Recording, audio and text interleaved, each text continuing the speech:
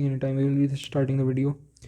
And आज हम बात करने वाले हैं कुछ यूनिवर्सल स्किल्स के बारे में, जो जैसे ऐसी स्किल्स जो लगभग हर जगह आपकी लाइफ में इस्तेमाल हो सकती हैं and they will be very crucial for you अगर आप अपने यानी टीन एज में हो और अगर आप आने वाले हो एंड अगर आप 20+ हो रहे हो, 30+ वालों के लिए भी इम्पोर्टेंट है। Like they are like really important at any age. So without any wastage, we will start the video. First of all, we will go with self discipline. So self discipline, when we say, it can be really just said as simplest कि Mike Tyson sir का एक quote था, doing what you hate to do and doing it like you love it, love it या like it ऐसे करके था। तो discipline I think इससे आप समझ सकते हो क्या होता है। एंड अब आप कहोगे कि अब इसका मतलब ये नहीं कि आपको क्या नाम है कोई चीज़ बहुत ही ज़्यादा हेट है, जैसे मान के चलो क्या कह सकते हैं कि doing something you hate, like कुछ जैसे अटपटांग, जैसे कि अगर आपको जैसे मान लेते हैं कि आपको बाहर का खाना अच्छा नहीं लगता, यानी जैसे वो हो सकती है बाहर की डिश हो ऐसी जैसे जो आपको अच्छी ना लगती हो। जैसे कुछ बाहर का खाना हो सकता है, जैसे कुछ लोगों को जैसे हो सकता है गोलगप्पे अच्छे नहीं लगते बिकॉज क्योंकि हाइजीन के कारण है ना। तो गोलगप्पे खाना is not will be not said as some discipline कि हमें गोलगप्पा खाना अच्छा नहीं लगता और हम गोलगप्पे खा रहे हैं तो हम डिसिप्लिन बन रहे हैं। नहीं, ऑफ कोर्स ये कोई वर्क होना चाहिए। तो डिसिप्लिन बनने के लिए पहले हमें अपने दिल को फॉलो करना होता है। एंड दिल को फॉलो करना यानी कि जो चीज़ हमारे हमको जिसके अंदर हम पूरे के पूरे इमर्स्ड हो जाएं, जिसके अंदर हमें फुलफिल्ड वाली फीलिंग है। और अगर आपको इसके बारे में और समझना है तो मैं एक ऑडियो बुक रिकमेंड करूँगा, रियलिटी ट्रांससर्फिंग नाम से एक बुक है, उसकी ऑडियो बुक है, यूट्यूब पे आपको मिल जाएगी। ये रियलिटी ट्रांससर्फिंग टीवी करके एक है कोई यूट्यूब चैनल, आई गेस उस पर मिल जाएगी। And it is a really good book on the how to live a philosophy on life. It is a really good book on philosophy of life. और ख़ासकर अगर आप एक साइंस बैकग्राउंड या साइंस स्टूडेंट हो और आपको थोड़ा साइंस का नॉलेज है तो आपको बुक और अच्छे से समझ आएगी। And it is pretty good book in my opinion, तो you can check it out at least. और यूट्यूब पे तो फिर आप देख तो सकती हो। हाँ, लेंदी है, आई थिंक 18 और some 24 hours, but it will be worth it. And now coming to the second skill, it is communication. So communication is highly important. It can like now right now I'm communicating, यानी मैं अभी आपसे बात कर रहा हूँ तो फिर आप मेरी बातें क्यों सुन रहे हो? क्योंकि मैं आपसे कम्युनिकेट कर रहा हूँ। मेरी क्या नाम है कुछ अपनी हैंड की स्किल्स हैं, कुछ बॉडी लैंग्वेज मेरी अच्छी है, मैं आपसे ओपनली बात कर रहा हूँ, आप मेरा मैसेज समझ पा रहे हो। एंड सेल्स में, नेगोशिएशंस में और रिलेशनशिप में भी अगर आप कभी बड़े हो एडल्ट लाइफ में या फिर आपकी हो रही हो तो उसमें भी कम्युनिकेशन बहुत ही क्रूशियल रोल प्ले करता है। एंड कम्युनिकेशन को मैं जैसे यही बोलना चाहूँगा कि आपको कम्युनिकेशन में जैसे बहुत सारी चीज़ें होती हैं, जैसे नॉन वर्बल कम्युनिकेशन आपको सीखना होगा। और फिर आपको हो सकता है और भी कई तरीके की कम्युनिकेशंस होते हैं, जैसे कि नॉन वर्बल कम्युनिकेशंस हो गया और लैंग्विस्टिक कम्युनिकेशन। लैंग्विस्टिक कम्युनिकेशन इस समय का सबसे पावरफुल कम्युनिकेशन चल रहा है। एंड अगर आप जैसे पूछो कि इसका मतलब क्या, यानी कि लैंग्वेज को लर्न करना। सो अगर आप मेरे से पूछोगे 3 सबसे ज़्यादा इंपॉर्टेंट लैंग्वेज जो इस समय चल रही है if you are an Indian, and according to me it will be Hindi. Hindi like is a native language, so knowing it you will be easily able to connect with the Indians, and it will be highly crucial to learn Hindi. Of course अगर आप एक native हैं India के तो आपको हिंदी जैसे आपकी mother tongue से याद ही होगी, यानी आराम से बोल पाते होंगे विदाउट एनी हिचकिचाहट के। And second is English. अगर आपको वर्ल्ड वाइड कोई बात करनी है तो फिर आपको इंग्लिश का ज्ञान होना ज़रूरी है, because without knowing English it is hard to communicate. और अगर आपको इंग्लिश नहीं पता तो फिर उससे आपको वर्ल्ड में कनेक्शन बैठाना दिक्कत देगा, which can cause some difficulties. And जब हम इंग्लिश की बात करें तो इसका मतलब ये नहीं कि हमें आपको बोल रहे एकदम एक्यूरेट इंग्लिश एंड ऑल होनी चाहिए। आपको यानी बस बोलना आना चाहिए मेनली, कि आप कुछ बोल सको इंग्लिश में। अगर आपको कुछ बोलने को बोला जाए, जैसे अगर आपको एकदम इंग्लिश नहीं आती, जो आई डोंट थिंक आजकल के ज़माने में पॉसिबल है, क्योंकि अब मोस्ट ऑफ द लोगों को जो ये वीडियो देख रहे होंगे उनको कहीं ना कहीं कुछ ना कुछ ज्ञान होगा इंग्लिश का। जैसे उन्हें ये पता होगा नाउन क्या होते हैं, प्रोनाउन क्या होते हैं, एडजेक्टिव क्या होते हैं, इन सबका उन्हें ऊपर से ब्रीफ नॉलेज होगा। उन्हें शब्दों का मतलब पता होगा। वो जैसे कि अगर मैंने कोई सेंटेंस बोला डैट रीमा इज़ रनिंग, तो फिर वो लोग इससे समझ सकेंगे कि यानी सेंटेंस क्या कहना चाह रहा है। तो अगर आप इस लेवल पे हो कि आप हर हर ग्रामर की पार्ट्स ऑफ स्पीच को यानी बहुत डीपली नहीं तो ऊपर ऊपर से जानते हो कि क्या होती है, एंड आप क्या नाम है जैसे सेंटेंसेस को समझ सकते हो अगर आप बुक पढ़ो तो इंग्लिश में एंड और न्यूज़पेपर। तो मैं आपको रिकमेंड करूँगा कि आप पॉडकास्ट सुनिए इंग्लिश में, and it will improve your English vocabulary. क्योंकि ऐसे कई सारे शब्द आएंगे जो बंदा बोलेगा जो आपने पहले कभी नहीं सुने होंगे, एंड इससे आपकी वोकेबलरी भी इंक्रीज़ करेगी, एंड आपका नॉलेज भी ऑफकोर्स इंक्रीज़ करेगा अगर आप अच्छे आदमी की पॉडकास्ट सुनते हैं तो। एंड अगर आप मेरे को आस्क करेंगे तो फिर मैं एंड्रयू हुबरमैन की पॉडकास्ट आपको रिकमेंड करूँगा, बिकॉज वो बंदा हेल्थ के बारे में बात करता है, biology related, and he is quite good at it. वो काफ़ी अच्छी अच्छी बातें बताते हैं, न्यूरो साइंटिस्ट हैं तो फिर ब्रेन वेन के रिलेटेड बातें बताते हैं। लेकिन अगर आपको ब्रेन वेन में इंटरेस्ट नहीं, अगर आपको जैसे थोड़ा सा थ्रिलिंग टाइप बातें सुननी है, तो फिर आप जॉर्डन बी पीटरसन के पास जा सकते हो। वो भी कई सारी बहुत तगड़ी तगड़ी बातें बताते हैं। वो आई थिंक वो लेकिन थोड़ा सा डार्क एरिया साइड बताते हैं, जैसे डार्क वेब, और के अभी फाउंडर से शायद बात हुई थी, साइबर बुलिंग इन सब के ऊपर। एंड उनकी भी पॉडकास्ट बहुत सारी सही होती है। वो बहुत जैसे फिलोसफिकल टाइप आदमी थोड़े, तो अगर आपको सुनना तो फिर आप उनके चैनल को भी विजिट कर सकते हो। उनकी भी कई सारी पॉडकास्ट हैं। आप अगर उनकी पॉडकास्ट भी, और अगर कोई और भी पॉडकास्ट हो सकती है, अगर कोई कमेंट में रिकमेंड करे तो आप उन्हें भी चेकआउट कर सकते हो, बिकॉज मेरे को भी पॉडकास्ट का ज़्यादा ज्ञान नहीं है। मैं बस कुछ ही फेमस लोगों को सुन रहा हूँ जिनके बारे में मैं अभी जल्दी में ही जाना हूँ। And it will improve your English. अगर जैसे कम से कम आप बोल पाओगे कुछ ना कुछ सही से, फ्लुएंसी आपकी बढ़ेगी इंग्लिश में। ये नहीं कह रहा कि आप एकदम अच्छे हो जाओगे, लेकिन कहीं ना कहीं 10 से 12% आप थोड़े से और अच्छे हो जाओगे। And I think for most of us it is good enough, that number is good enough. बस आप ये इंश्योर कीजिएगा कि जो पॉडकास्ट आप देखो उसमें से वो बंदा पॉडकास्ट के पीछे कोई गाना वाना ना लगाए, क्योंकि वो आपके डोपामिन को उड़ाएगा and it will make you exhausted. So rather it should be just plain voiced kind of podcast without any voice and thing. And now the third is, it is not a skill but I will like to say about body. So जब हम body की बात करते हैं तो फिर हम mainly बात कर रहे हैं the strength and leaning and all.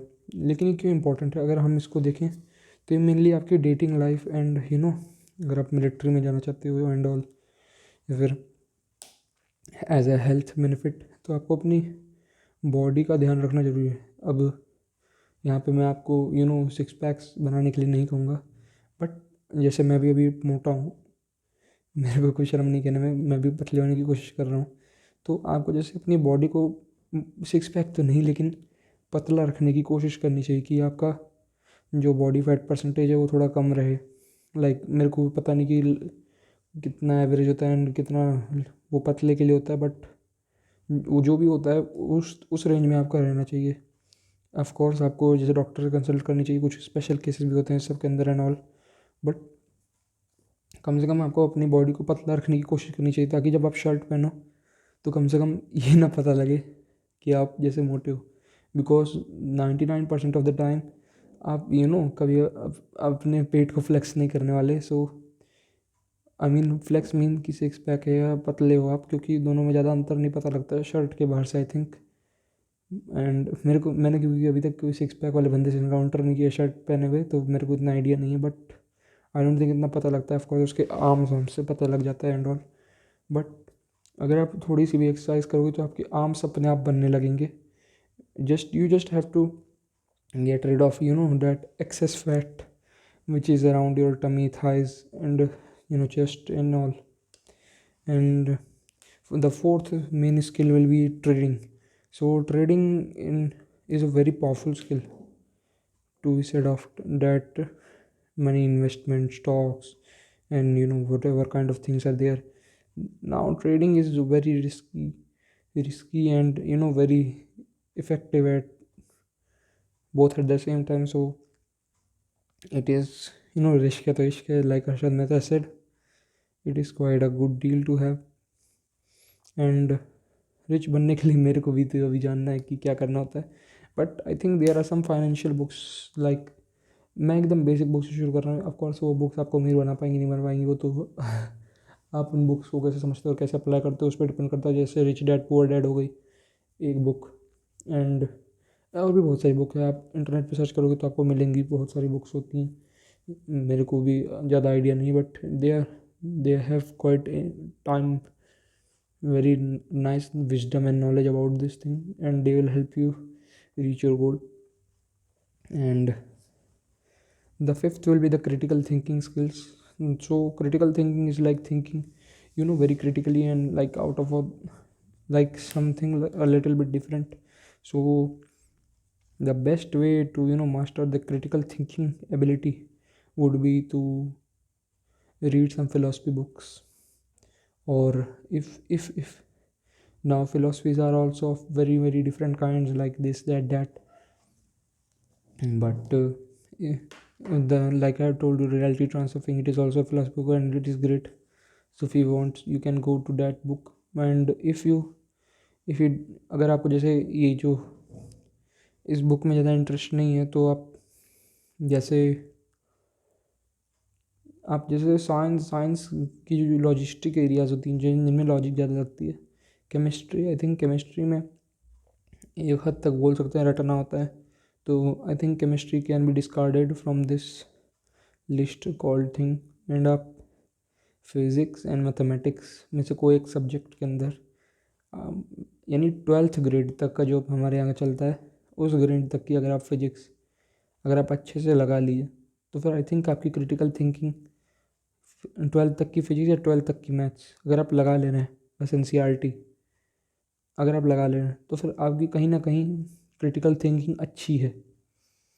अब कुछ लोग बोलेंगे कि ये तो बहुत ही जैसे लो लेवल है.